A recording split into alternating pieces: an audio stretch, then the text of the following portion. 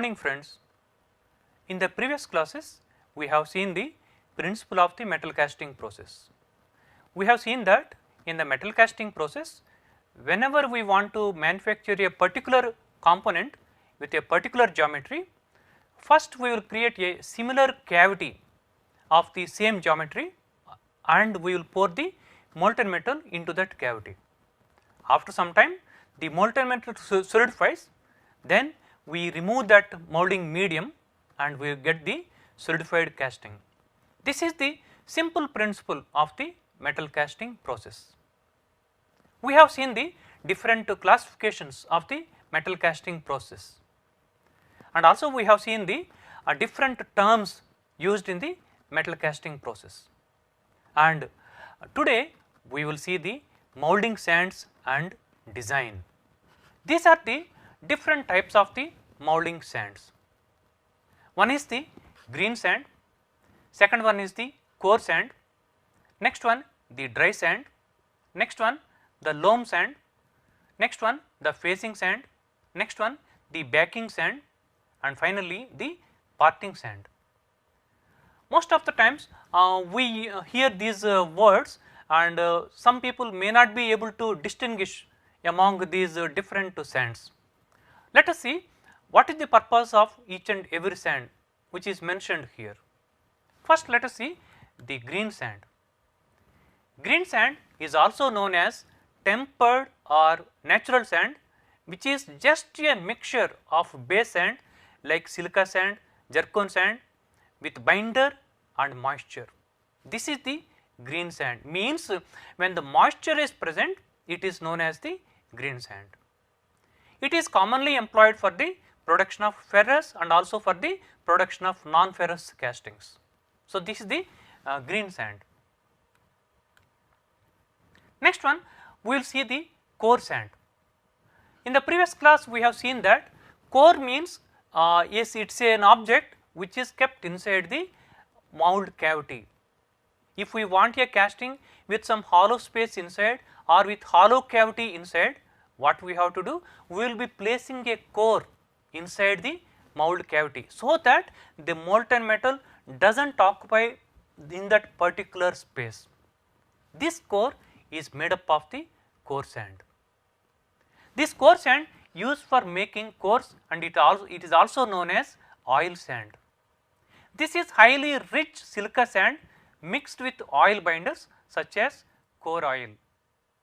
The core oil is composed of linseed oil, resin, light mineral oil and other binder materials. So, this is the core sand. Next we will see the dry sand.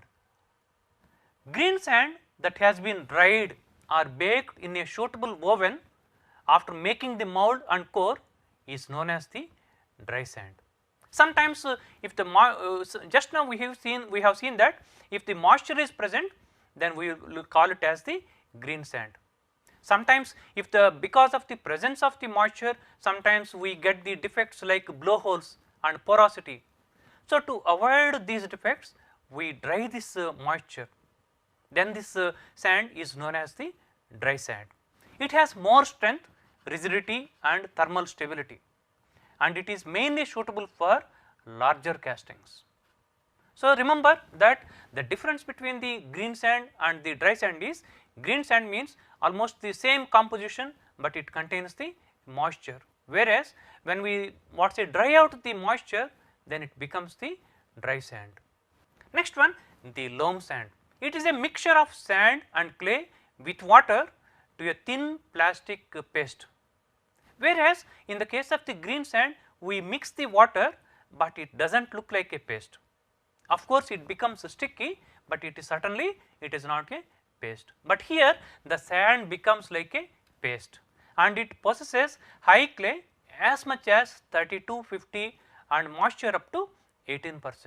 This much clay we do not mix with the green sand. So, this is another difference with the loam sand, and shape is given to the mold by sweeps. In the case of the conventional sand molding process, we used to ram the molding sand. We dump the molding sand inside the molding boxes and with rammers we used to ram, or it is done by the machine molding, whereas here we do not do the ramming, but we do the molding by the sweeps, means there will be one sweep pattern will be there, and this as we rotate this sweep pattern, a mold cavity is created inside this loam sand. This is particularly employed for large grey iron castings. Next, let us see the facing sand. It is applied as an initial coating around the pattern so that the mold cavity will have a smooth surface. We have seen that in the previous class we use a model to create the mold cavity inside the mold. Means if we want to make a particular casting with a particular geometry, initially we make a pattern. This pattern will have the similar geometry as that of the final component. Most of the times this model, which is technically called as the pattern, has a rough texture because most of the times it is made up of the wood. Because of the rough texture of the wood, even the mold surface, cavity surface will have a rough texture, and as a result even the solidified casting will have a rough texture. Now we want to minimize this rough texture. So what we are going to do is we are applying this facing sand over the pattern. This facing sand is a fine sand, then just we sprinkle on the on the pattern before we compact the molding sand.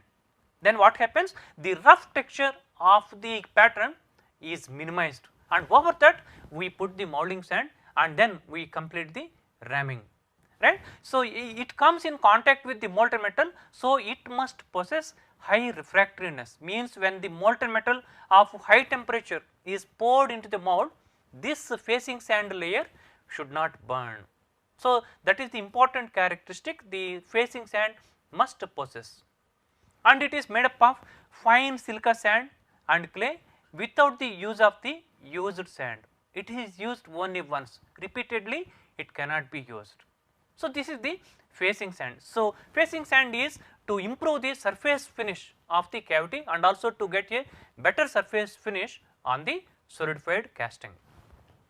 Next one, let us see the backing sand. Backing sand or floor sand is used for back up the facing sand and is used to fill the whole volume of the molding flask. Now we see initially we take the molding box and inside that we put the pattern, and over the pattern we sprinkle the facing sand to minimize the rough texture of the pattern. Then over that we put the molding sand. That molding sand, it contains the valuable ingredients and costly ingredients, and we do not want to fill the entire flask with the costly molding sand.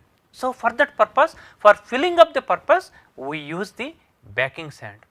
It is used, right, it is a used molding sand and is mainly employed for the backing purpose, means filling the purpose, right. The backing sand becomes black in color due to addition of coal dust and burning and coming in contact with the molten metal.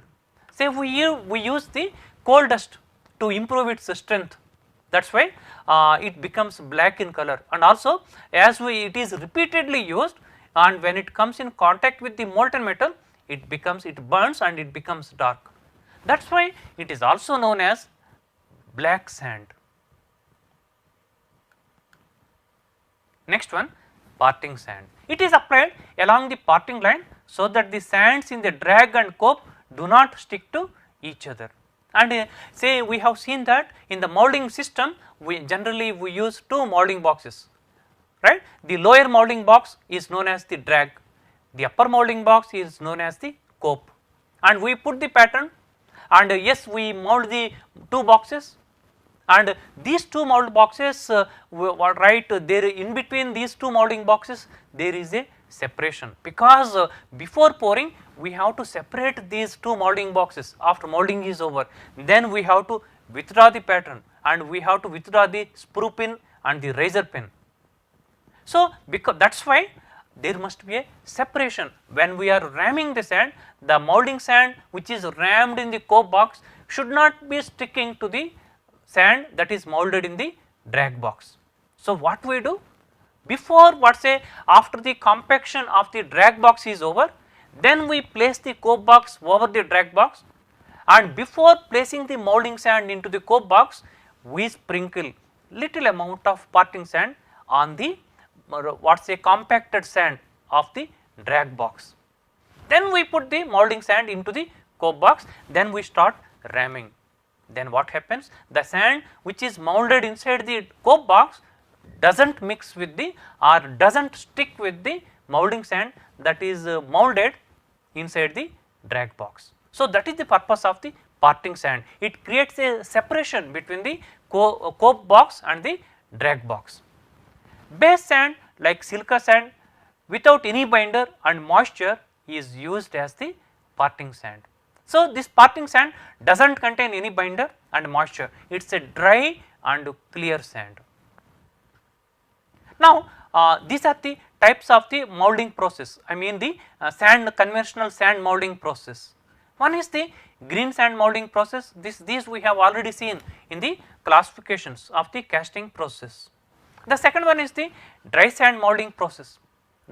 Finally, the chemical sand molding process. Under the chemical sand molding process, we have the shell molding and carbon dioxide molding and no bake molding.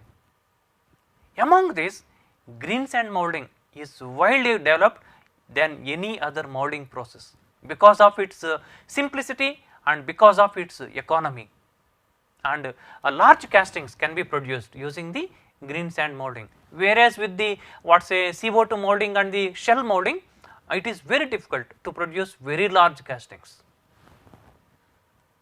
Now, we are going to learn more about the green sand. Remember that green sand means the molding sand which contains the moisture. Now, why green sand molding? That is the fundamental question. There is dry sand is also there and chemical sands are also there. Why? Because first point is reasonable cost. The cost is reasonable when we use the green sand. High productivity, economical, and also very large castings can be made using the green sand. And this green sand, of course, when we remove the moisture, it becomes the dry sand mold. Yes, again we can manufacture very large castings and easily adaptable to manual, semi-auto and automatic molding machines.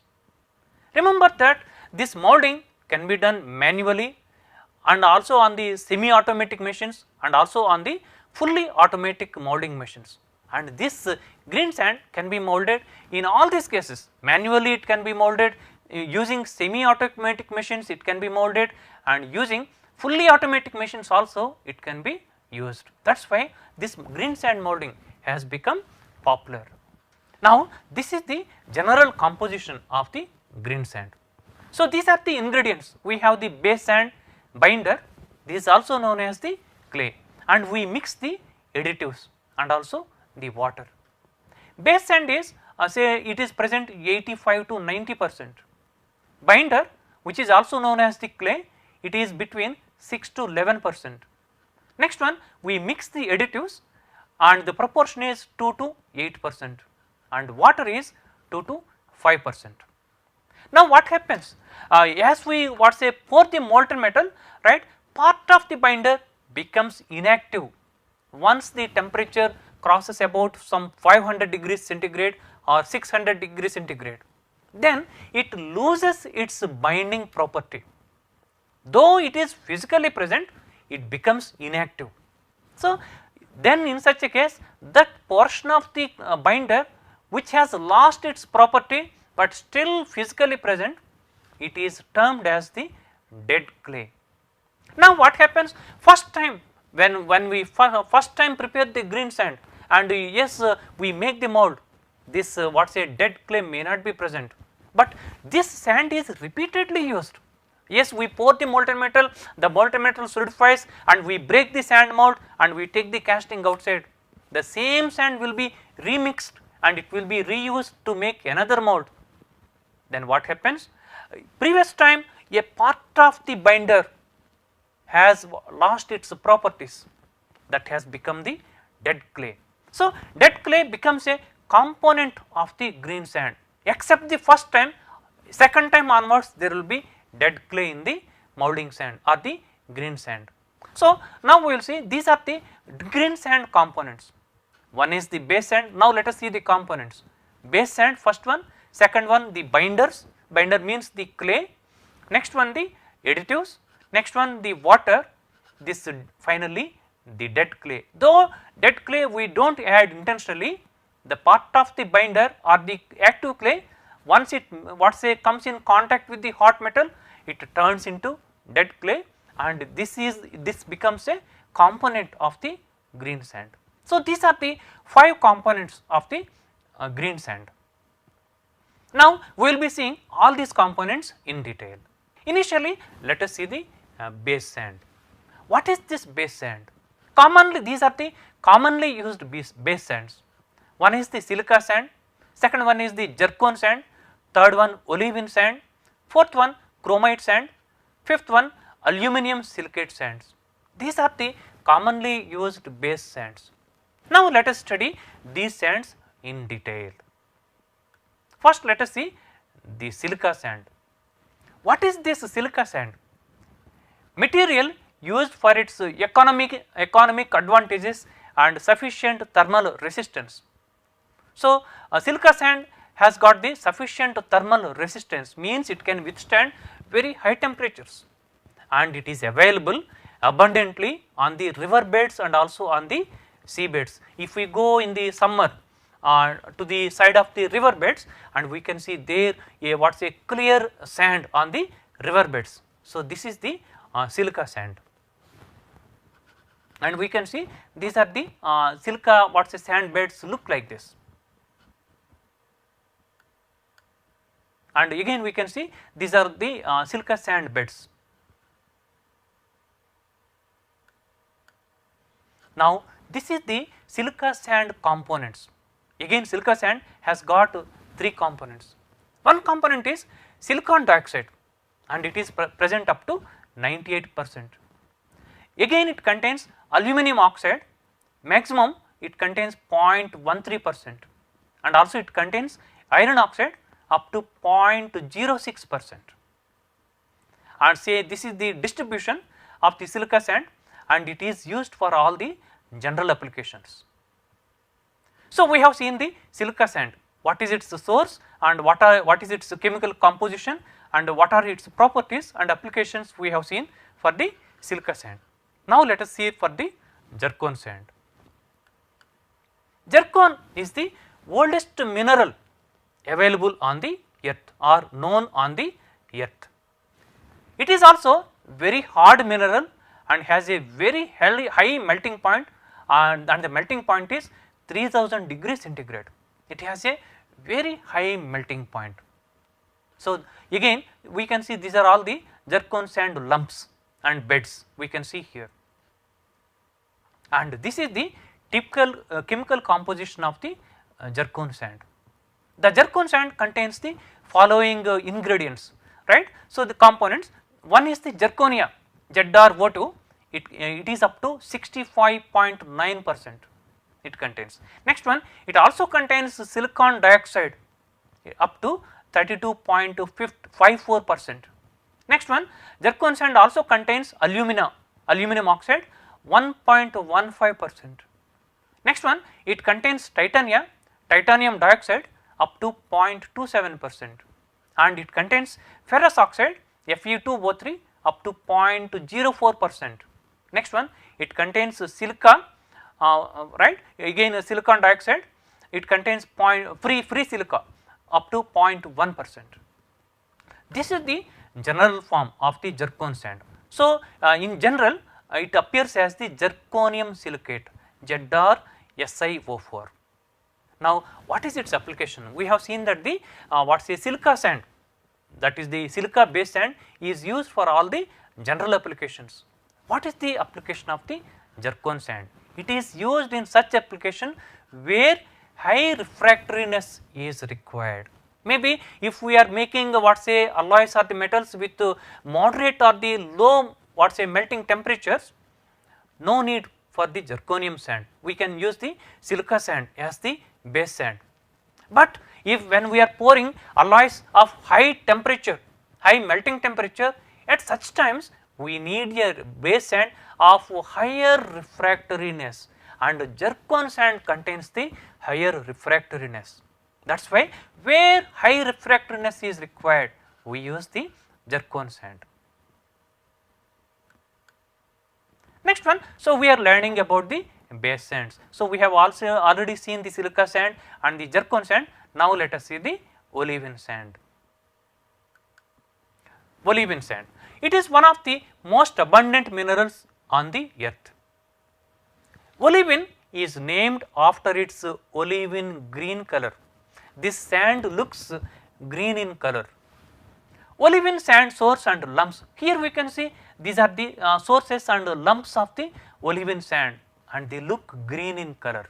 That is why it is known as the olivine sand. And here we can see a single grain of the olivine sand. You can see this is a single grain of the olivine sand which looks green in color. And these are the grains of the olivine sand. We can see different size grains are there, all look in green in color. And this is the typical chemical composition of the olivine sand. It contains magnesium oxide 46 to 50%. It contains silicon dioxide 41 to 43%. It contains iron oxide 6 to 8%, and it also contains loss on ignition up to 2%, maximum 2%. And this is the general form of the olivine sand. It is the general form is the magnesium iron silicate 2 MgFe OSiO2. So this is the chemical composition, general chemical composition of the olivine sand. And we are seeing, we are learning about the base sands, and we have already seen silica sand, zircon sand and the olivine sand. Now let us see the chromite sand. Chromite sand is a byproduct of the ferrochrome production. In the ferrochrome alloy industries, so this comes out as a byproduct. This is not a natural mineral. And what is the chemical composition? Yes, it contains the chromium oxide 46% minimum. Next, it contains silicon dioxide 1% maximum. It contains iron oxide 26%. It contains calcium oxide 0.15%, and it contains aluminum oxide 15%. Finally, it contains magnesium oxide up to 9.8%. So these are the different elements or the different components present in the chromite sand. This is the general form of the chromite sand. It appears as the iron chromium oxide FeOCrO3. So this is the general form of the chromite sand. We have seen silica sand, zircon sand, olivine sand, chromite sand. Now let us see the aluminum silicate sand. Aluminum silicate, right, its chemical formula is Al2SiO5, occurs in 3 common forms, right. One is the kyanite, next one the sillimanite, next one the andalusite.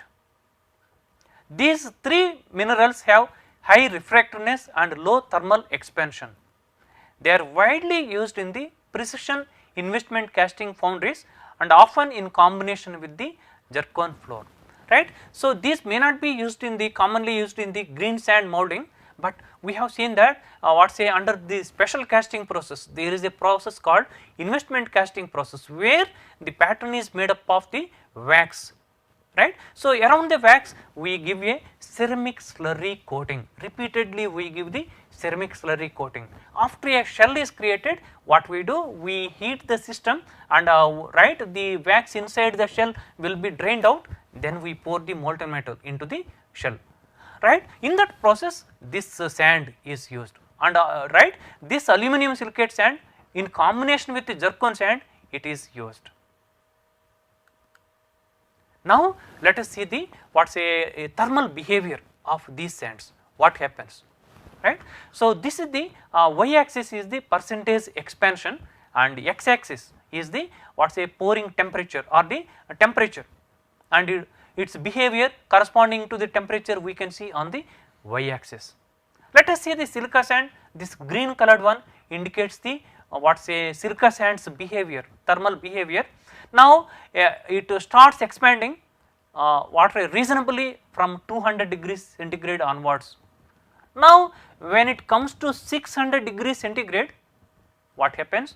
It reaches the maximum expansion, and that expansion continues till about 1400 degrees centigrade. So silica sand has the highest thermal expansion. Next one, let us see the zircon sand.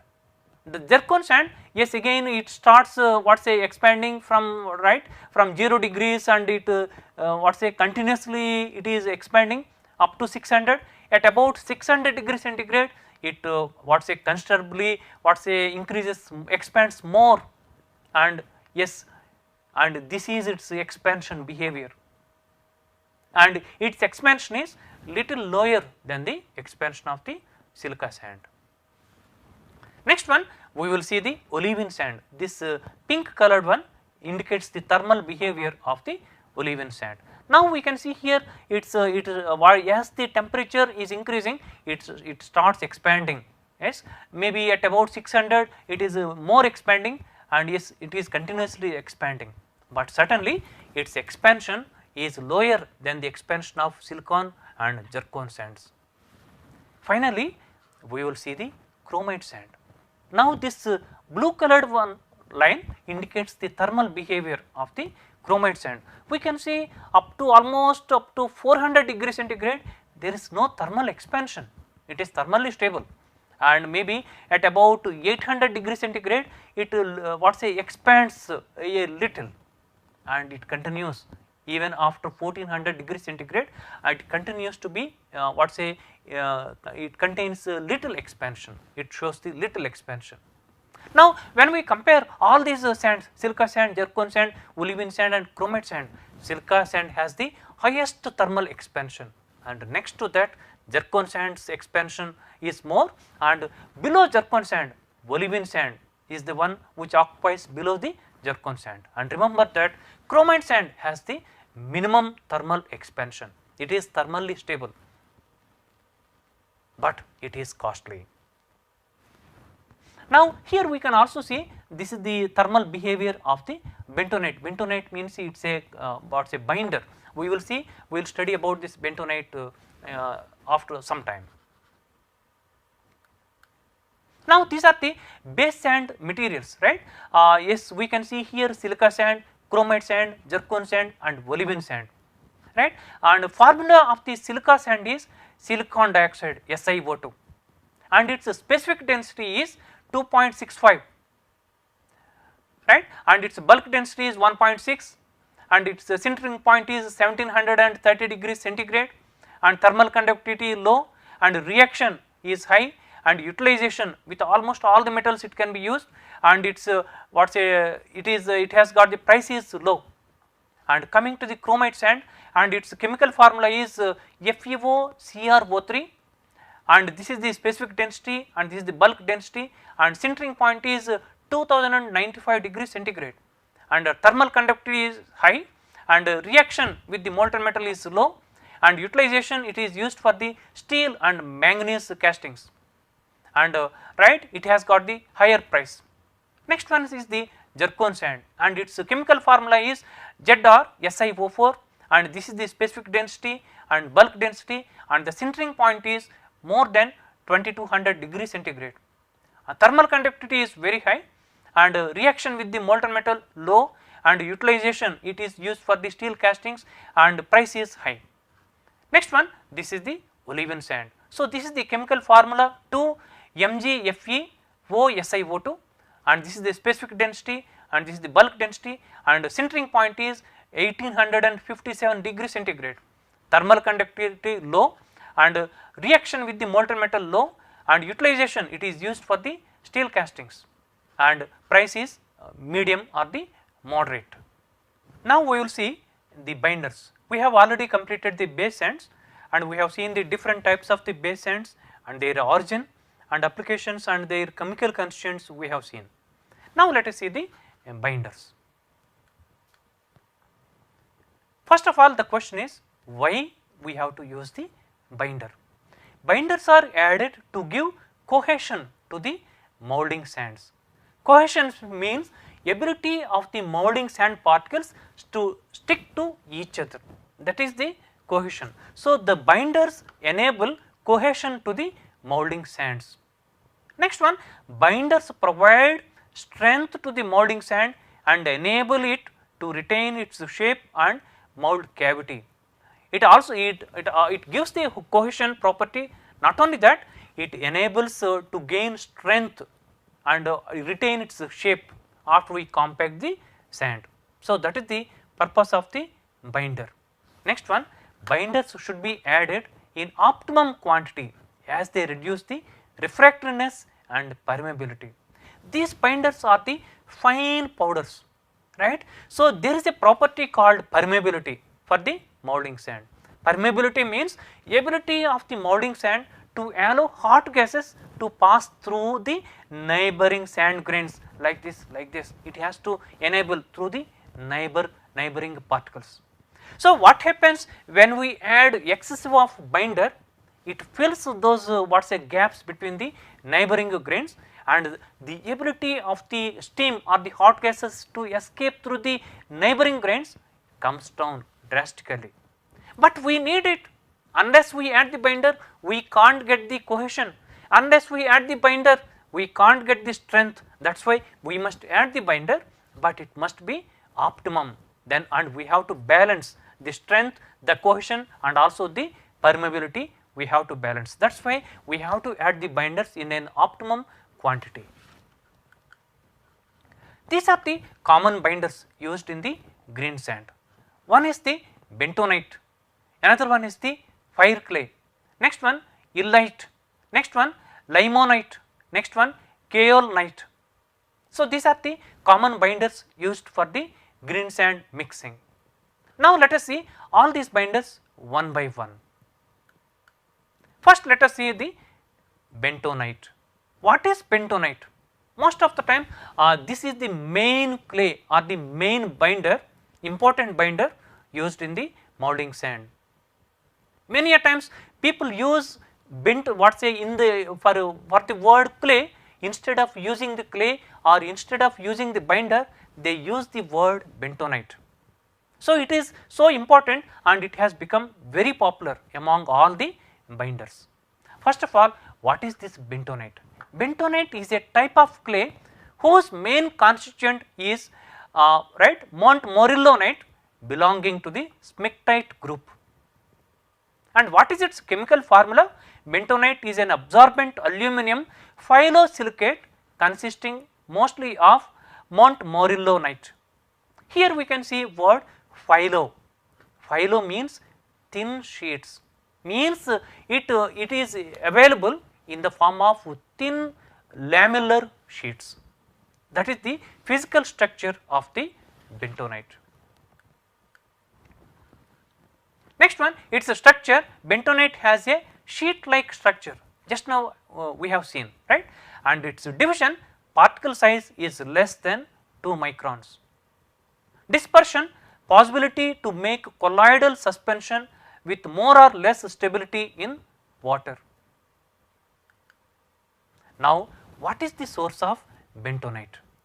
Bentonite is a relatively soft stone formed over geological time by the natural alteration of volcanic tuffs due to acid or alkaline rain.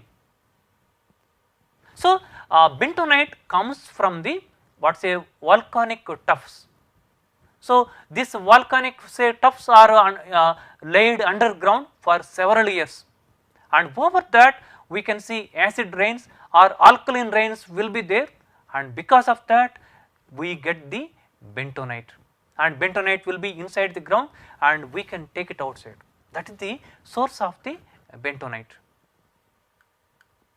and this is how we can get the bentonite. Initially this is the mining, right. So, this mining often we can see these bentonite mines where there is a previously there was volcanic eruption. right. So, next this is the exploitation, right. With machinery we have to take it that material. Next one, this is the stocking. Next one, it is the activation, and after that there will be drying and milling, finally it is the packing. So, this is the right bentonite from mining to the foundry, right. So, here we can see first stage is the mining exploration, next one mining exploitation, next one raw material stocking we can see here, next one activation, next one drying, right, next one stocking, and finally we can see milling, right, finished products to stock and packing and delivery to the foundry industries. Now, the question is why it is called as bentonite. The first industrial exploitation at the beginning of the 20th century started at a mine located near Fort Benton in Wyoming province, USA. This industrial exploitation of bentonite was done in a place called Fort Benton in USA. That is why it is known as the bentonite. This explains the origin of the term bentonite, which was first a trade name. How does bentonite absorb moisture? That is the question, right. So, why we are adding this bentonite? This bentonite is a binder or a clay. Why? It first of all, it improves the cohesiveness of the moulding sand. It induces the strength to the moulding sand, right. The aluminum phyllosilicate bentonite layers have a slightly negative charge that is compensated by the exchangeable ions, right, calcium ion or the sodium ion in the intermediate layers. The charge is so weak that the cations, calcium ions or the sodium ions can be absorbed with an associated hydrate shell moisture. Here we can see bentonite layer structure, and here we can see it is present in the form of the sheet like structure, layered structure, and we can see this is the sodium ion, and here we can see calcium ion. The space between these layers is maximum with the sodium ions. How does bentonite act as a binder? That is the next question. And here we can see this is a sand grain, this is sand grain, and this is a sand grain, and here we can see this is the bentonite. It acts as a bridge between the sand grain and sand grain. It holds both the sand grains together by forming a bridge, and same thing we can see here also. So, that is how it makes a bridge between the sand grains and holds them together. That is how it improves the cohesiveness of the moulding sand. These are the types of the bentonite. One is the southern bentonite and another one is the western bentonite. Southern bentonite is also known as calcium bentonite. It is also known as non-swelling bentonite, and its temperature of destruction is 700 degrees centigrade. Coming to the western bentonite, it is also known as sodium bentonite, and it is also known as swelling bentonite, and its temperature of destruction is 1000 degrees centigrade. Some time back we have seen that the clay loses its properties, right, when it comes in contact with the molten metal. Yes, these are such temperatures. Say southern bentonites loses its property when it is heated up to 700 degrees centigrade, whereas western bentonite it loses its property when it comes in when its temperature crosses 1000 degrees centigrade. Once they cross these temperatures, they are termed as the dead clays. Which bentonite to choose? That is the first question. We have seen that there are two types of the bentonites, southern bentonite and the western bentonite. Which bentonite to choose? Calcium bentonite is better known for its ability to quickly develop green properties. It offers better flow than sodium bentonite and lower deformation. It offers lower deformation.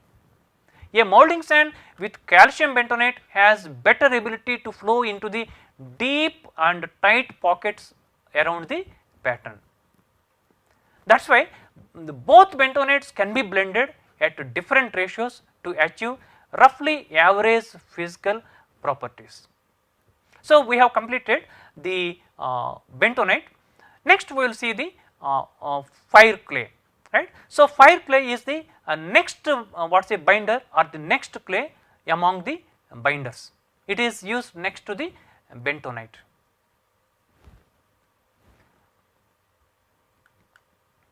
What is this fire clay? It is usually found near the coal mines, right. The hard black lumps of fire clay are taken out and pulverized for use in the foundry.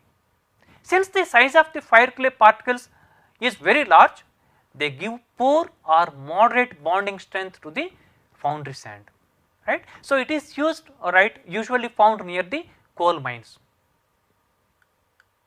So, this is the typical appearance of the fire clay. Next one, we will see the illite. Illite is found in natural moulding sands that are formed by the decomposition of micaceous materials due to weathering, right. So, it is found in the natural moulding sands. Illite is a phyllosilicate or layered aluminum silicate. Here also we can see the word phyllo. Phyllo means layers, what is a layered and leaf like structures. Illite possesses moderate shrinkage and poor bonding strength than the bentonite. So, bentonite is widely used. Next to bentonite, this illite is used. So, this is the typical appearance of the illite. Next, let us see the limonite. Limonite is an iron ore consisting of mixture of hydrated iron oxide and hydroxides in varying composition, right. So, the chemical composition is FeO, OH and NH2O, right. This N varies, right, and this is the limonite ore and limonite deposit from the mine, and here we can see this is the limonite deposit. So, this limonite is another binder used for developing the strength and cohesiveness of the moulding sand. Finally, we will see the kaolinite. Kaolinite is a clay mineral with the chemical composition aluminum AlO2 SiO2 O5 and in brackets it is OH4. So, this is the chemical composition of the kaolinite. Next one, it is also a layered silicate mineral like bentonite. It is also known as China clay, and this is the what is the typical mine of the kaolin, and here we can see this is all the kaolin. Friends, till now we are learning about the moulding sands, and we have seen the moulding sand ingredients, right. The base sand, the binder, the additives, the moisture, the dead clay we have seen, and among these we have covered so far the base sands and the binders. We will continue the remaining ingredients in the next lecture. Thank you.